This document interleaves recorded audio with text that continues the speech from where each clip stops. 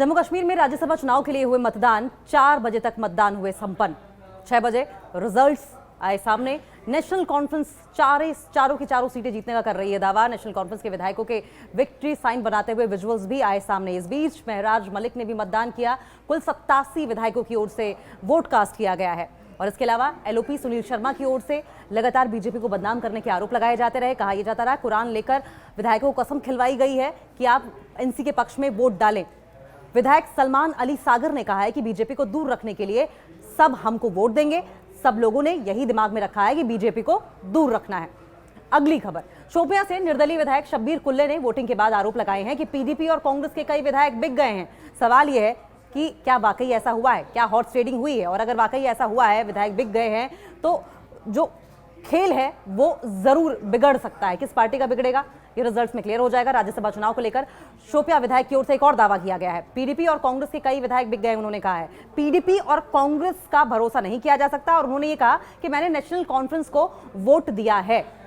अगली खबर, राज्यसभा चुनाव को लेकर एलओपी सुनील शर्मा ने बड़ा हमला किया है। कहा है कि हमारा जो टारगेट है हम उसको अचीव कर रहे हैं। नेशनल कॉन्फ्रेंस सारे कश्मीर को एक तरफ करने की कोशिश कर रही है। हमको पूरा विश्वास है जो सीटें हमको लेनी है वो हम लेंगे। धर्म क्षेत्र के नाम पर इन्होंने बीजेपी के खिलाफ नफरत पैदा करने की कोशिश की है। बार्गेनिंग नेशनल कॉन्फ्रेंस कर रही है। कुरान ले जाकर बीजेपी कोई बार्गेनिंग नहीं कर रही। अगर कोई मुर्गी मेरे घर आकर अंडे दे रही है तो मैं उसे क्यों भगाऊं। अगली खबर, राज्यसभा चुनाव को लेकर शोपियां के विधायक शब्बीर कुल्ले का बड़ा दावा। कहा कि पीडीपी कांग्रेस बिक जाते हैं। हमारे पास 2 ऑप्शंस थे, एक बीजेपी और दूसरा ऑप्शन था नेशनल कॉन्फ्रेंस, यानी कि पिसा हुआ कश्मीरी। पीडीपी कांग्रेस पर भरोसा नहीं है और ये लोग बिक गए हैं। पीडीपी एक तरफ कश्मीरियत की बात करती है और वही इस वक्त बार्गेनिंग की भी बात कर रही है, जो कि नहीं करनी चाहिए। अगर नेशनल कॉन्फ्रेंस ने इनकी बात नहीं मानी तो ये क्या बीजेपी को वोट देंगे। अगली खबर, राज्यसभा चुनाव को लेकर शेख खुर्शीद इंजीनियर रशीद के भाई ने कहा है कि हम बीजेपी के खिलाफ वोट दे रहे हैं। हमारी मजबूरी है, यहाँ के हालात देखकर नेशनल कॉन्फ्रेंस को वोट दे रहे हैं। हम नेशनल कॉन्फ्रेंस को मोहब्बत के लिए वोट नहीं दे रहे हैं, बल्कि बीजेपी को दूर रखने के लिए हमारी ओर से नेशनल कॉन्फ्रेंस को वोट दिया गया है। अगली अपडेट, कांग्रेस के विधायक गुलाम अहमद मीर ने राज्यसभा चुनाव को लेकर कहा है कि हमने पहले दिन से ही कहा है कि चौथी सीट सेंसिटिव है। चौथी सीट पर बीजेपी का अपर हैंड हो सकता है।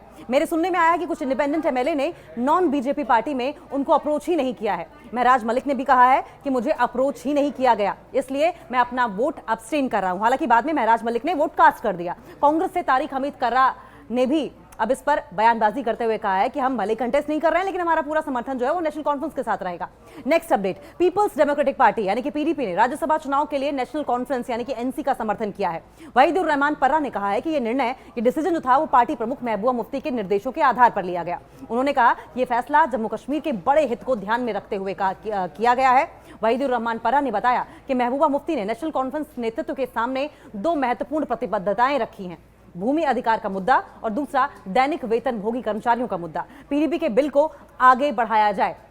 अगली खबर, सीपीआईएम के विधायक एमवाई तारिगामी ने कहा है कि वोटर विधायकों के बीच छोटे मोटे मतभेद या फिर असहमति हो सकती है, लेकिन आज हमें बीजेपी की नीतियों के खिलाफ एकजुट होकर वोट कास्ट करना चाहिए, मतदान करना चाहिए।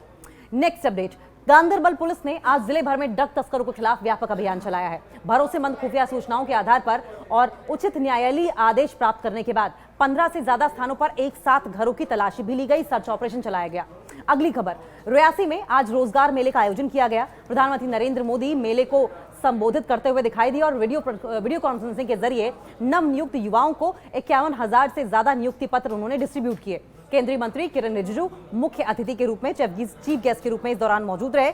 गुलाम अली खटाना भी उनके साथ मौजूद रहे और गुलाम अली खटाना ने कहा कि अगर देश के बारे में कोई सोचता है तो बीजेपी पार्टी ही सोचती है। जेके बॉस यानी कि Jammu Kashmir board of schedule education सचिव ने कहा है कि 10वीं, 11वीं और 12वीं परीक्षाओं के आयोजन पर महत्वपूर्ण प्रेस कॉन्फ्रेंस की और बोर्ड ने सिलेबस में 15% की कटौती करने का निर्णय लिया है, यानी कि 15% का जो सिलेबस है वो कम कर दिया जाएगा। बच्चों पर बोझ कम पड़ेगा। कक्षा 10वीं की डेटशीट भी जारी कर दी गई है। परीक्षाएं 3 नवंबर 2025 से शुरू हो जाएंगी।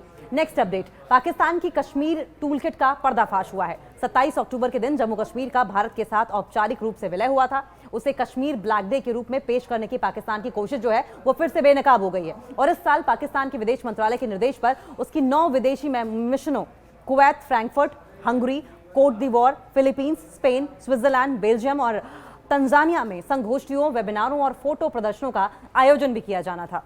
अगली खबर, विदेश मंत्री एस जयशंकर ने न्यूयॉर्क में आयोजित कार्यक्रम में यह कहा है कि संघर्ष और अविश्वास के इस दौर में शांति की जरूरत पहले से कहीं ज्यादा है, लेकिन संयुक्त राष्ट्र यानी कि यूएन अपनी जिम्मेदारी निभाने में नाकाम साबित हो रहा है। उन्होंने बिना नाम लिए चाइना और पाकिस्तान को आतंकवाद पर, टेररिज्म पर दोहरे रवैये के लिए घेरा, तो अमेरिका जैसे पश्चिमी देशों पर भी इंडायरेक्ट तरीके से, अप्रत्यक्ष रूप से सवाल उठाए। विदेश मंत्री डॉक्टर एस जयशंकर ने कहा कि जब सुरक्षा परिषद का एक सदस्य खुलेआम उस संगठन की रक्षा करता है जो पहलगाम जैसे बर्बर आतंकी हमलों की जिम्मेदारी लेते हैं, तो इससे बहुपक्षवाद की विश्वसनीयता पर गहरा असर पड़ता है। नेक्स्ट अपडेट, पंडित प्रेमनाथ डोगरा की 141वीं जयंती के अवसर पर भाजपा ने जम्मू में अलग अलग जगहों पर विभिन्न स्थानों पर कार्यक्रम का आयोजन किया, जिसमें से एक कार्यक्रम डोगरा चौक जम्मू में आयोजित किया गया, जहां भाजपा नेताओं ने पंडित प्रेमनाथ की प्रतिमा पर फूलों से श्रद्धांजलि अर्पित की। कश्मीर में भी भाजपा नेता तरुण चुग ने भी पंडित प्रेमनाथ डोगरा को भावभीनी श्रद्धांजलि दी है।